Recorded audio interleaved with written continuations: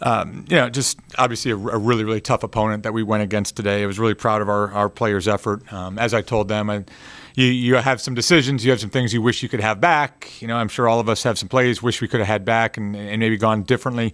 But that being said, it's an incredibly talented team and an elite coach that they have. I feel like they have all the pieces. I thought watching them here over this past week was watching a Final Four team, right? That's a team that can compete for a national championship.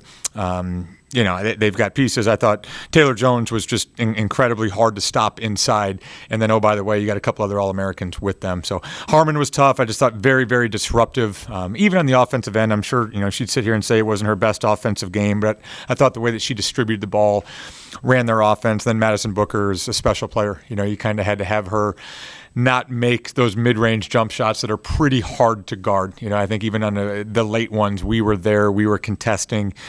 She just made shots. And so, again, you're never happy with the loss. I wish we could have gone back and had that game played differently.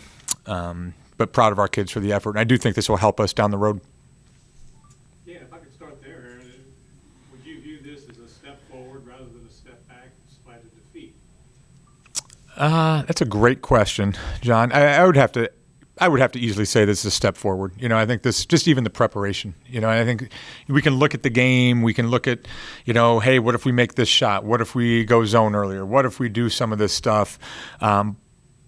But I think just in the game, that experience, I talked to our players before the game about this moment not being too big for them. They were prepared for it. I think they showed that today. And I think you get a little more confidence playing in these sort of games.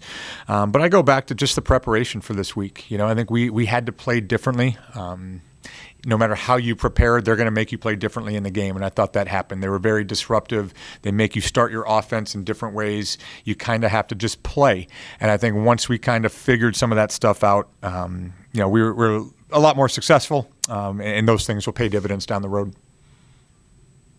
Coach, the A-10 overall has stepped up its competition. If you look across the landscape, men's, women's, whatever, and the number 6 team comes in here and you guys are competitive. If not for some missed shots, you guys are in this game. What does this do for the profile of the A-10 and Richmond women's basketball? Well, I think it's something the A-10 has been pushing for the last few years since I've been here. I think we as coaches on our side and knowing our men's coaches, we've really made a concerted effort to be at that next tier level good. And I'm sure every coach and conference in America probably says something similar.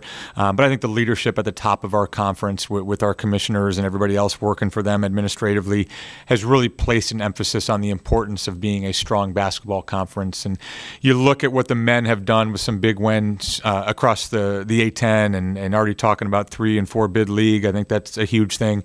And then on our side too, I think we have 3 top 40 teams in the net.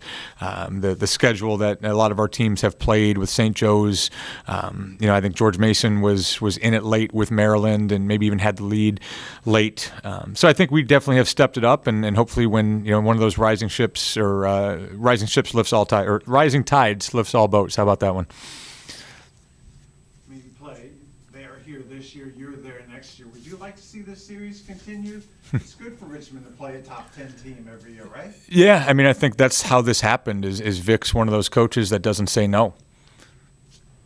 There's a lot of coaches across women's basketball that don't share the same feeling of playing elite competition, and so how this game came about is we talked to a lot of teams out there and finally had a mutual date. This wasn't an easy game to come about because there was logistically between finals and travel, shoehorning this game in for both sides here with what we have on the back end of it was tough. But, I think Vic and I realized when we talked, and I think this was September maybe before we even got this all put together, both coaches just shared an interest in playing elite competition and the belief that this is going to make you better down the road.